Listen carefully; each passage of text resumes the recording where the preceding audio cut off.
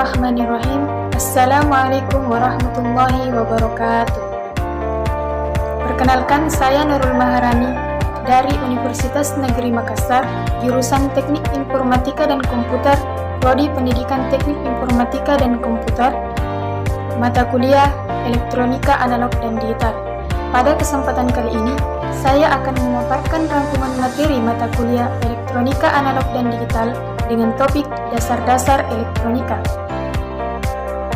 Pertama, elektron dan proton.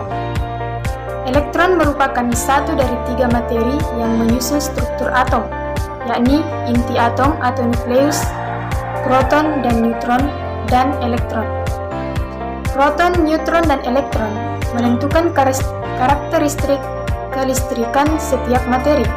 Hal itu menjadi penentu setiap materi dapat digolongkan sebagai konduktor, semikonduktor, atau isolator. Dalam sebuah atom, proton merupakan inti atom atau nukleus dan elektron mengorbit di sekelilingnya. Akibatnya, elektron mudah bergerak, sedangkan proton yang merupakan inti sulit bergerak.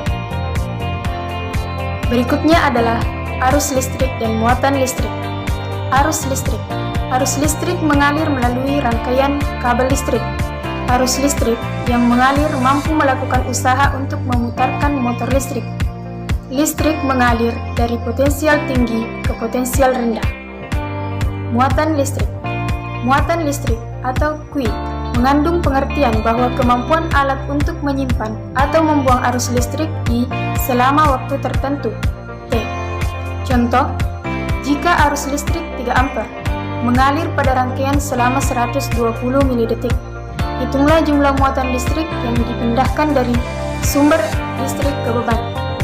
Diketahui I sama dengan 3 ampere, T sama dengan 120 mD, sama dengan 120 kali 10 kurang 3 sekon.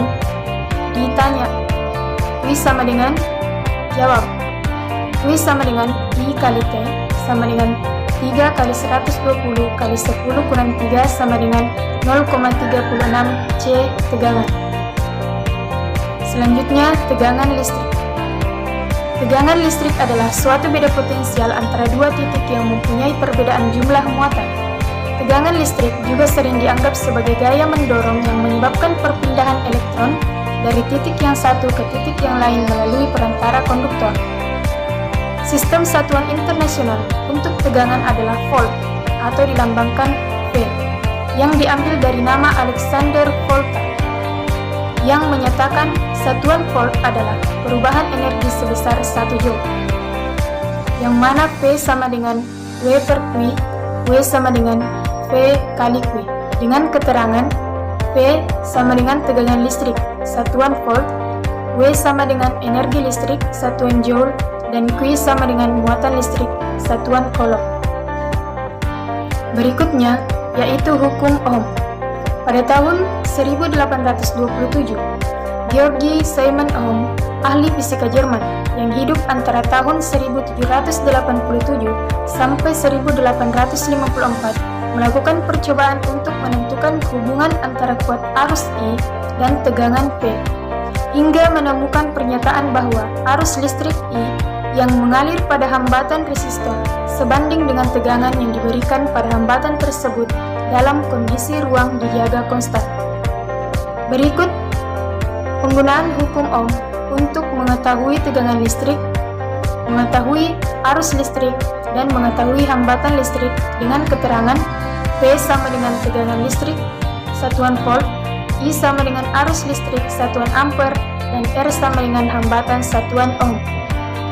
Berikutnya, pengantar listrik. Pengantar listrik adalah suatu benda yang digunakan dalam teknik listrik atau elektronika untuk mengalirkan arus listrik dari sumber listrik ke beban listrik.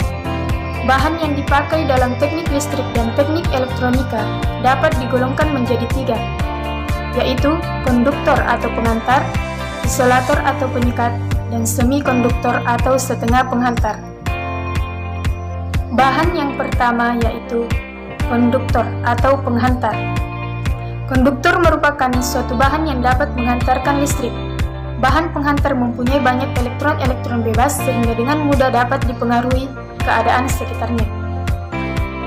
misalnya tembaga, besi, perak, krom, nikel, dan sebagainya. Ada dua bentuk bahan konduktor, yaitu bentuk padat dan bentuk cair. Adapun sifat-sifat konduktor: 1. Daya hantar panas. 2. Daya hantar listrik. 3. Koefisien temperatur tekanan. 4. Daya elektrotermo. 5. Kekuatan tegangan tarik. Dan 6. Koefisien suhu tahanan. Bahan yang kedua yaitu isolator atau penyekat. Bahan penyekat atau isolator adalah jenis bahan yang sulit menghantarkan listrik. Hal ini disebabkan oleh bentuk struktur atomnya, elektron terikat kuat oleh protonnya atau intinya. Contoh bahan isolator yaitu rubber, glass, oil, diamond, dan drywall. Adapun bentuk-bentuk bahan isolator yaitu padat, cair, dan gas. Berikut sifat-sifat bahan isolator yaitu: 1. Sifat listrik. 2. Sifat mekanis. 3. Sifat termis.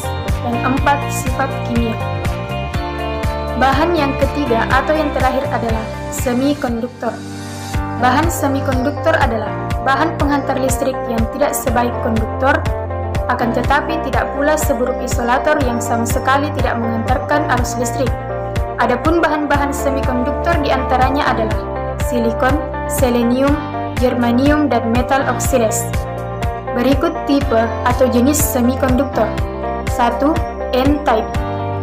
N-type semikonduktor dikatakan N-type karena semikonduktor jenis ini membawa elektron bermuatan negatif, sehingga disebut dengan tipe negatif atau N-type.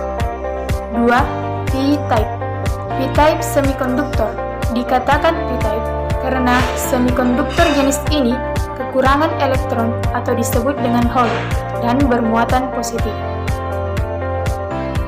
Itulah tadi pemaparan rangkuman materi mata kuliah elektronika analog dan digital dengan topik dasar-dasar elektronika. Sekian dari saya. Wassalamualaikum warahmatullahi wabarakatuh.